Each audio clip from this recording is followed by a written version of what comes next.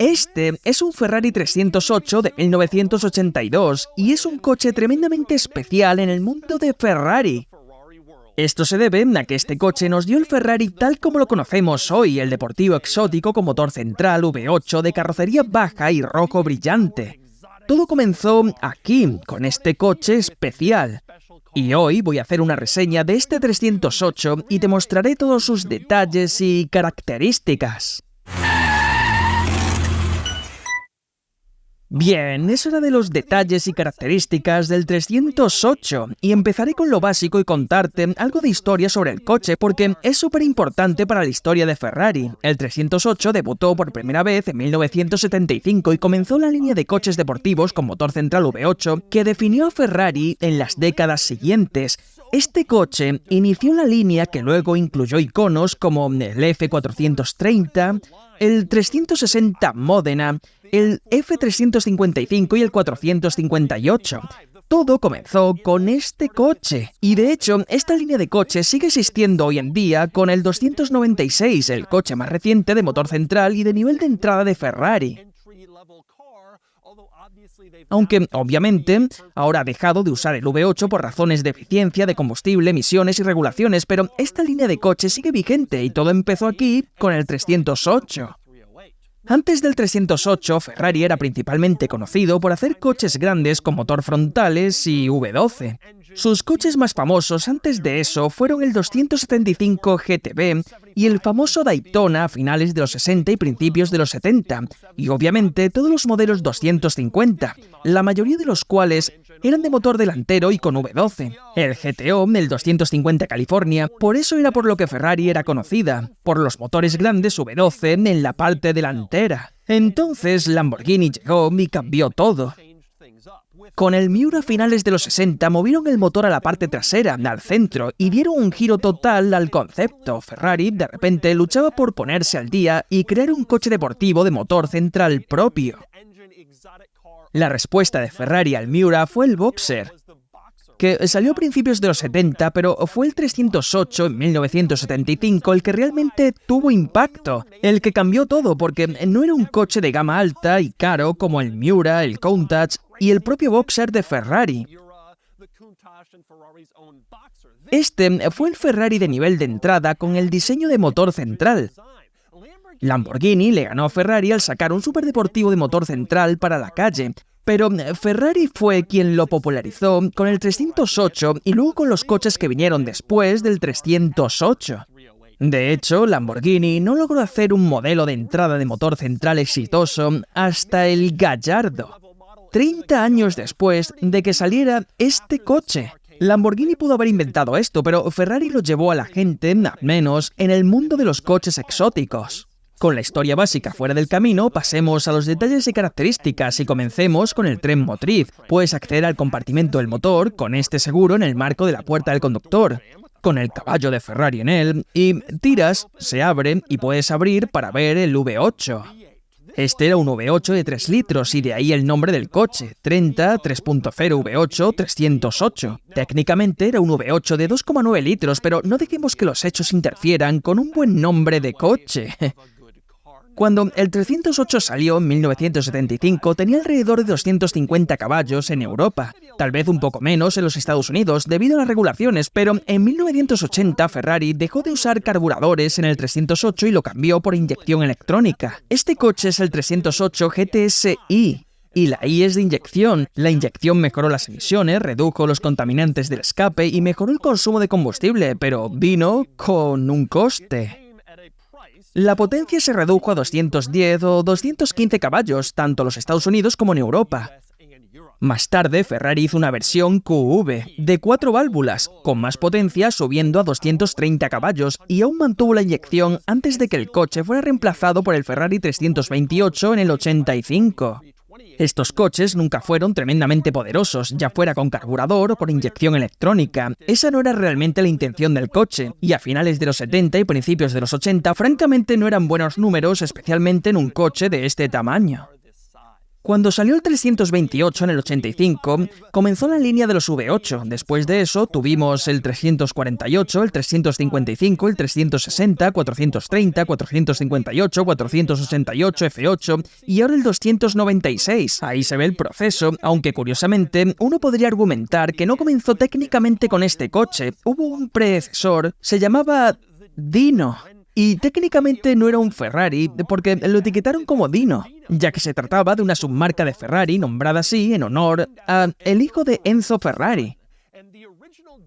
Los modelos originales de Dino seguían este formato, con motor central y la colocación de nivel de entrada, pero el Dino no era un Ferrari y usaba un V6 en lugar de un V8. Ferrari acabó con el Dino y luego lanzaron el 308 con el emblema de Ferrari, y ahí es donde las cosas realmente comenzaron. No obstante, existe un antecesor espiritual de este coche. En cuanto a este coche en particular, como mencioné, hay muchas mejoras para optimizar en este tren motriz. No necesariamente para más potencia, sino para mejorar la fiabilidad y la usabilidad. Por ejemplo, tiene pistones forjados, lo que obviamente mejora la fiabilidad. Tiene válvulas de escape de acero inoxidable, un cárter de aceite con baffles en la parte trasera, además de un escape y una suspensión mejorados. Más allá de eso, también tiene aire acondicionado mejorado. Este coche ha sido convertido a un sistema de aire acondicionado moderno y también tiene una unidad estéreo moderna. Ninguna de estas cosas cambia drásticamente el aspecto o el carácter del coche. Desde el exterior pensarías que está totalmente original, pero deberían hacer que el coche sea más usable y manejable. Dado que este coche tiene casi 40 años, ese tipo de modificaciones suelen venir bien. Pero bueno, otro detalle interesante de la parte trasera es que la tapa del compartimento del motor también contiene el compartimento de carga, el maletero, en este coche, y no está separado.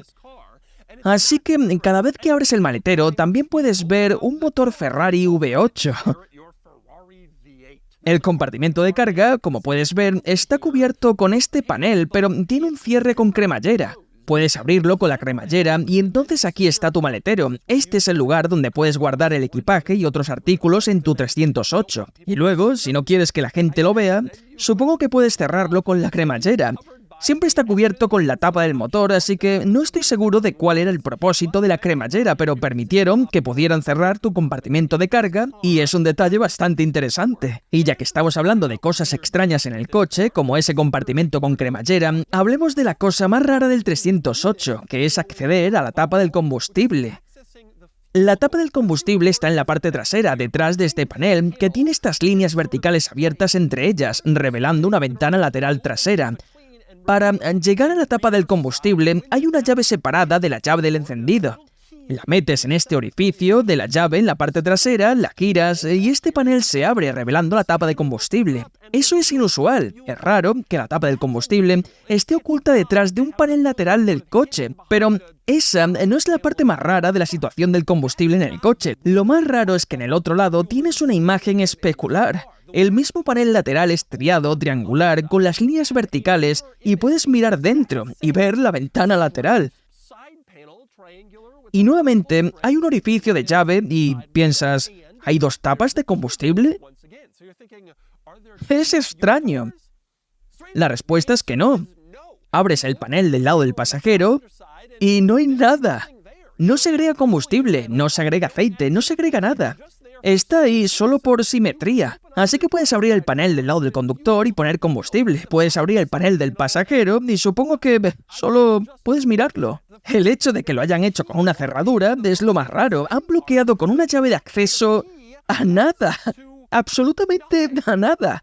Una maravillosa rareza del 308. Y hay muchas más rarezas interesantes en el exterior que vale la pena mencionar. Una es la manija de la puerta. Mirando las puertas, no ves una manija de puerta tradicional horizontal como en muchos coches de esta era. En su lugar, hay esta pequeña pieza vertical que no parece obvia cómo funciona, pero funciona. Te acercas, tiras y abres la puerta. Esa es tu cerradura exterior y francamente es bastante genial esa integración, especialmente dado lo antiguo que es el coche. No había mucha innovación en las manijas de las puertas en esa época. Y otra rareza interesante en el frente es que tienes este parachoques. que sobresale más allá del frente del coche. Esto fue algo del mercado estadounidense. A finales de los 70 y hasta finales de los 80, el mercado estadounidense tenía regulaciones de parachoques que los coches europeos no podían cumplir en su forma diseñada normal. Así que los coches europeos simplemente añadieron parachoques extra en el frente y en la parte trasera. Muchos vehículos europeos hicieron esto, como Mercedes-Benz, Ferrari, Porsche y muchos otros. No es exactamente la apariencia más atractiva, pero en el 308 en realidad queda bastante bien. Era mucho más feo en muchos otros coches, pero ciertamente ayuda a distinguir un 308 del mercado estadounidense como este, de un coche del mercado extranjero. En la parte delantera también tienes otro detalle maravilloso del 308, y ese serían las luces delanteras emergentes. Enciendes las luces y, por supuesto, emergen con entusiasmo, como solían hacerlo los coches deportivos de esa era. Las luces emergentes realmente completan el aspecto de un coche como este, y luego tienes el techo. Puedes ver que el techo de este coche es negro y casi parece estar terminado en vinilo. Y eso es porque es un techo targa removible. Ferrari fabricó el 308 en dos estilos de carrocería. Estaba el GTB, que era un coupé completo sin techo removible, y luego estaba este, el GTS, que tiene el techo targa removible.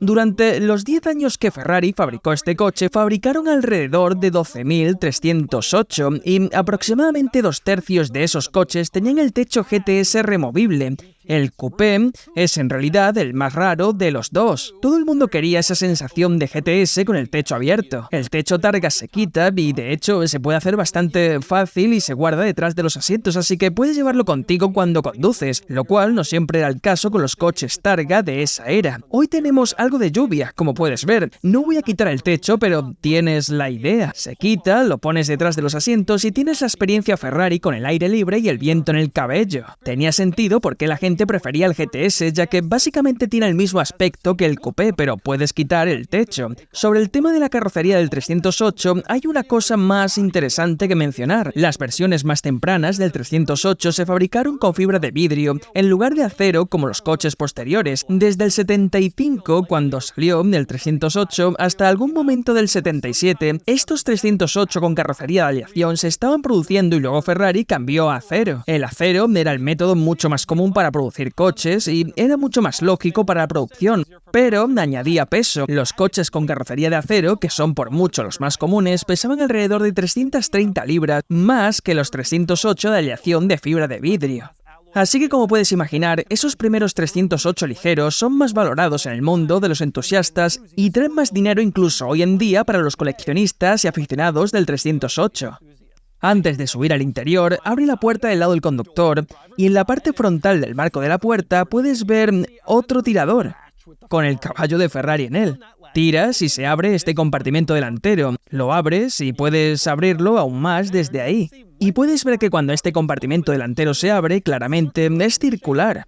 Ahí es donde se encuentra la llanta de repuesto para este coche, y puedes quitarla en caso de que, necesites más almacenamiento, por si el compartimento con cierre de cremallera en la parte trasera no es suficiente para ti. Pero subimos al 308, donde rápidamente descubres que este es un Ferrari de la vieja escuela, con algunos detalles muy interesantes de la vieja escuela, comenzando con la columna de dirección, donde las luces son un mando en la columna de dirección en el lado izquierdo.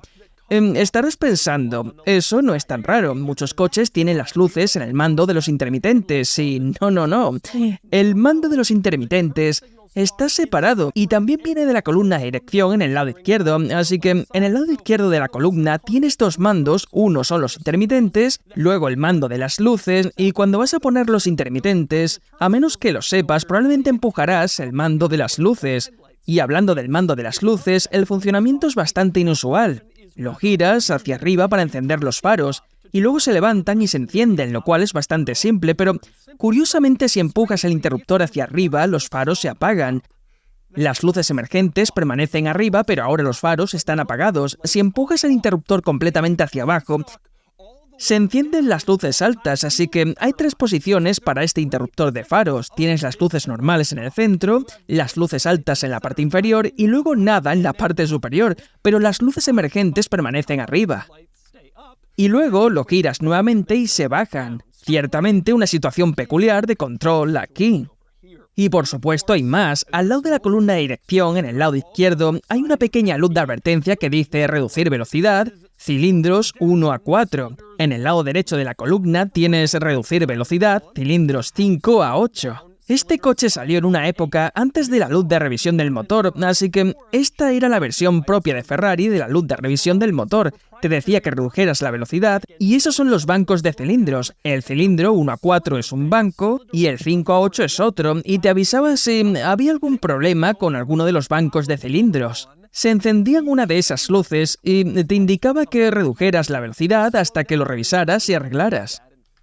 Pasamos a la consola central, que está llena de interruptores, botones, diales y medidores, y tiene de todo. En la parte central trasera de la consola central tienes los controles del clima, a menos principalmente. Puedes ver algunos interruptores de temperatura en la parte inferior, frío y caliente, algunos interruptores del desempañador junto a esos, y luego en el centro tienes este dial para el aire acondicionado y otro para la velocidad del ventilador. El dial del aire acondicionado tiene sugerencias para conducción en carretera y en ciudad. Puedes ver carretera con la señal de la autopista y ciudad con edificios. Y supongo que ahí es cuando se debe usar cada versión del control climático, pero lo más interesante de todo eso son estos 3 interruptores sin etiqueta en el centro de todos tus controles del clima. No tienes ninguna etiqueta, pero no se suponía que fuera así. Se suponía que debía haber etiquetas alrededor de estos interruptores, pero una vez que descubres qué hacen, es aún más confuso porque están ubicados ahí. El interruptor de la izquierda controla la velocidad del ventilador. Tiene sentido porque está alrededor del control del clima. El interruptor del medio enciende las luces de emergencia. No tiene nada que ver con el clima, pero está en la ubicación. El interruptor de la derecha regula la velocidad del limpiaparabrisas intermitente. Nuevamente, no tiene nada que ver con el control del clima. El resto de los controles del limpiaparabrisas están en la columna de dirección del lado derecho, pero eso es lo que tienes ahí junto a los controles del clima, porque Ferrari no siempre estaba haciendo sentido perfecto en ese periodo.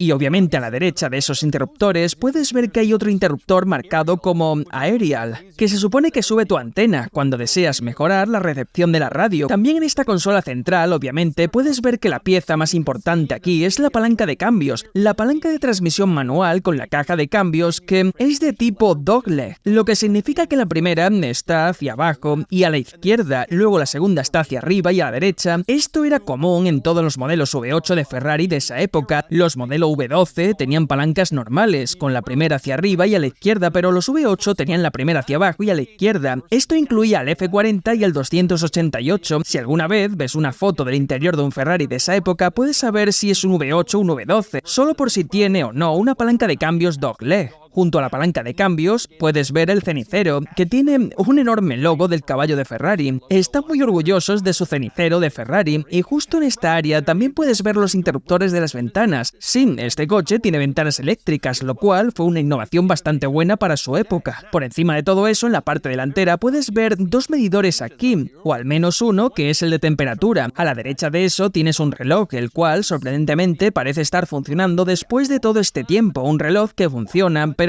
esa es la explicación de lo que ocurre en la consola central. Cuando te mueves hacia el grupo de medidores, puedes ver que todos los medidores son bastante sencillos en el coche. El medidor de combustible, temperatura, velocímetro, tacómetro, todo está dispuesto como esperarías. Y de nuevo, bastante simple, bastante básico, y tiene sentido lo que estás mirando.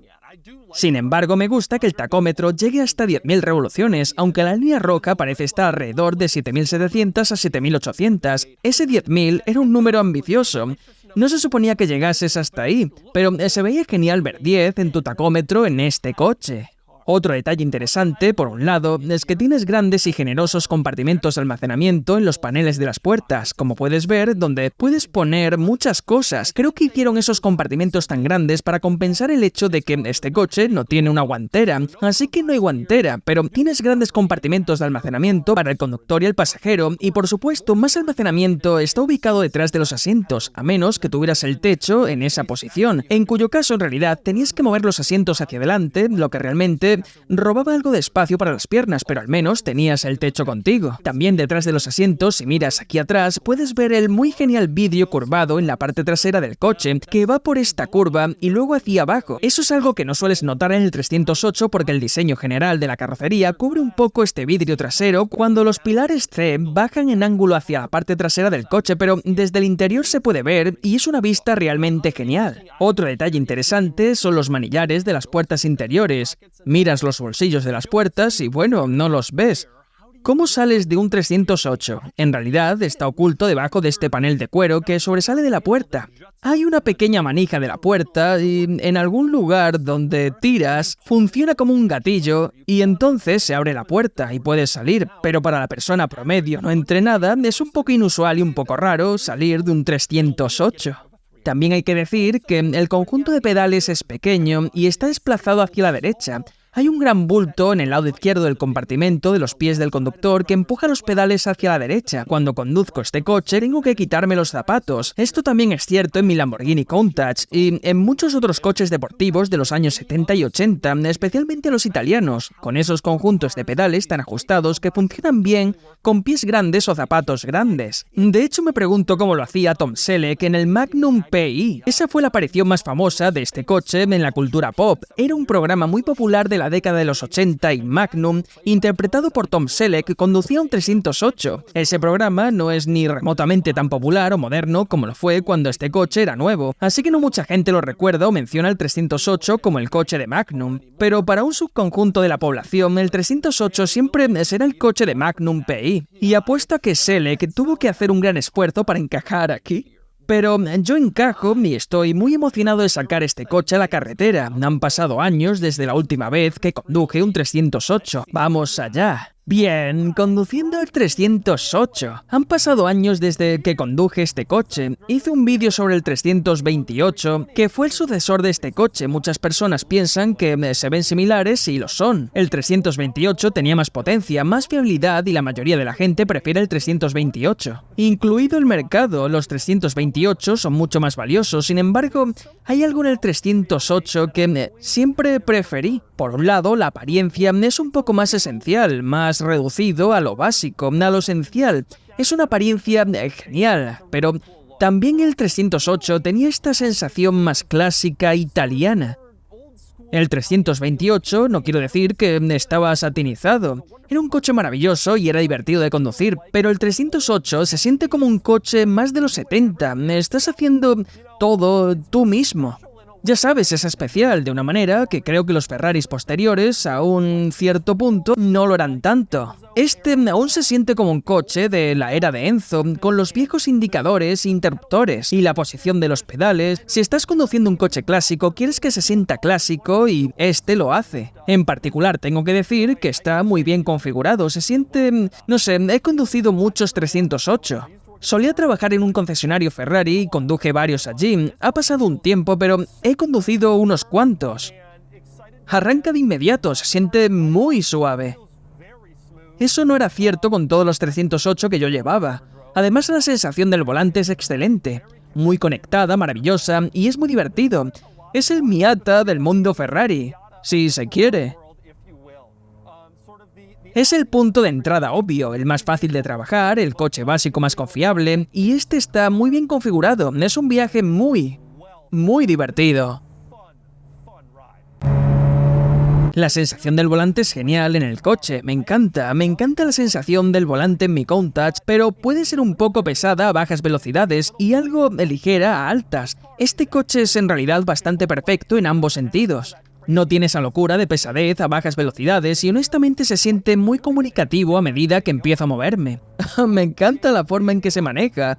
Este coche es simplemente una emoción. Especialmente uno bien hecho y bien configurado como este, quiero decir... Este coche tiene las modificaciones perfectas para usabilidad y manejo, para eso está configurado este coche y así es exactamente como se siente. Se siente... ansioso y potente.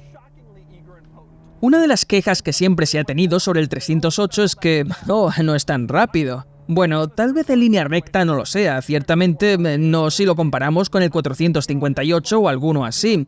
En este divertido camino, sin nadie alrededor pasando por una serie de curvas, es una emoción.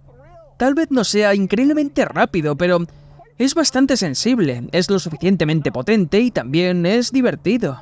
Eso es lo que pasa, es como el Miata. No es el coche más rápido, pero Es una de las experiencias más divertidas que puedes tener, porque puedes llevarlo al límite y disfrutarlo realmente, y eso es lo genial de este maldito coche.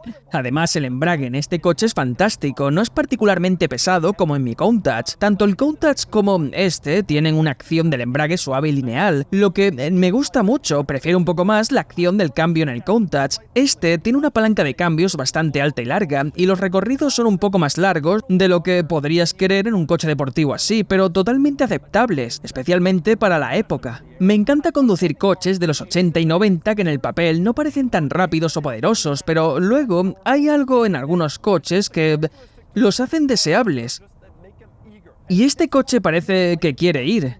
Es como si dijera, vamos a divertirnos, vamos a revolucionarlo. Y divierte, además es fácil de conducir. No sientes mucha culpa por disfrutarlo y llevarlo al límite, lo cual también es algo muy bueno. En un 355 te preocuparías por el mantenimiento, en un 430 te pasaría con los kilómetros y los costes, y en este coche solo puedes divertirte. ¿Qué experiencia tan divertida ofrece? Y no quiero hablar por todos los 308 porque este coche ha sido ajustado correctamente con las modificaciones adecuadas, los pistones forjados y una mejor suspensión y todo eso, pero es exactamente como esperarías que un coche como este se conduzca. Realmente así, es un coche maravilloso, bien ajustado, ideal para los entusiastas de la conducción. Y así ves el Ferrari 308 de 1982. Uno de los Ferraris más icónicos e importantes de los últimos 50 años, si no de todos los tiempos. Un coche verdaderamente especial, se conduce de forma fantástica y puedes comprarte uno en Cars and Biz. De todos modos, ahora es el momento de darle una puntuación. Y la puntuación es de 50 de 100, lo que coloca al 308 en comparación con algunos coches similares. Es un resultado notable porque empata con el 328 que vino después del 308 con más potencia y más refinamiento, pero me enamoré completamente de este cuando lo conduje para la reseña. Pero esa es la diversión de este, se siente más manejable, más agradable de llevar al límite y un poco más crudo y básico. Me gustó más de lo que me podía esperar, puede que no tenga el respeto de un Testarossa ni la presencia de un Countach, pero el 308 es solo diversión pura.